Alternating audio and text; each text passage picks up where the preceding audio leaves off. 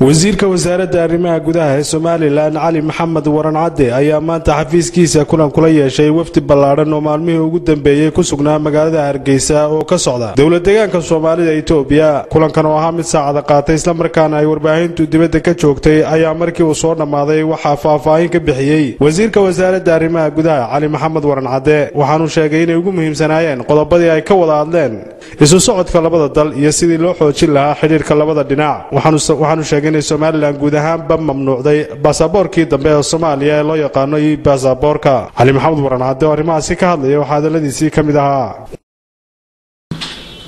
saaka waxaan kulanay wafdi ballaaran ka socda Itoobiya deegaanka Soomaalida ee Itoobiya. runtii waxa la socotaan dalka Itoobiya inuu yahay dal jaarnahay oo walaalanahay, cilaaqaad ballaaran baan inaga dhaxeeya, waxyaabo badan oo aan iska kaashanayna way jirtaa. marka dawlad deegaanka uu fuuda ka yimid wasiirada ka yimid waxaan ka wada hadalay waxyaabo badan iyo sidii la isu kaashan lahaa dhinaca xuduudda, sidii la iska kaashan lahaa. way xuduud dheer baa inaga dhaxaysa dawlad deegaanka Itoobiya oo iyagu Itoobiya uga wakiil yihiin. marka sidii nabadgelyadiisa iyo isu socodka dadka iyo muxuu ahaay dhaqaalaha intaba looga wada hadli lahaa ama la iska kaashan lahaa waanu ka wada hadalay.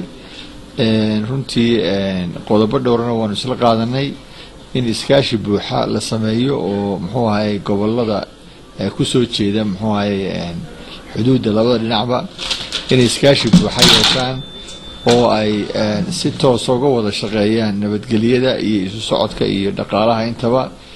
runtii iskaashi buuxa sidii loo sameyn lahaa oo muxuu ahaay khuseeya labada dal baanu ka wada hadalay.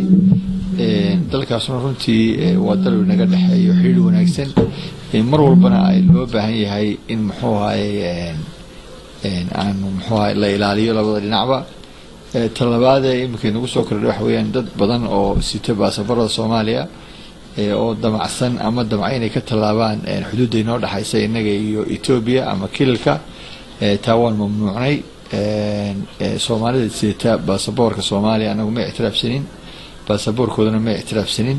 sidaa awgeed maadaama aan ictiraafsanayn lagama bixi karo Somaliland. ninkii baasaboorkiisa wuxuu kaga bixi karaa halka laga aqoonsan yahay Soomaaliya. taana muxuu ahaayay si aanay dhibaato u gelin xiriirka wanaagsan ee ka dhaxeeya xuduudda Somaliland iyo Itoobiya awgeed waxaanu u diidnay inay ka baxaan wajaalo oo kale iyo meelaha laga baxo. dadkan waxaanu sheegayaa in wadamada ay ka yimaadeen u dhasheen inay ka baxaan haddii doonayaan inay Itoobiya galaan waayo xuduud bay iyagu leeyihiin.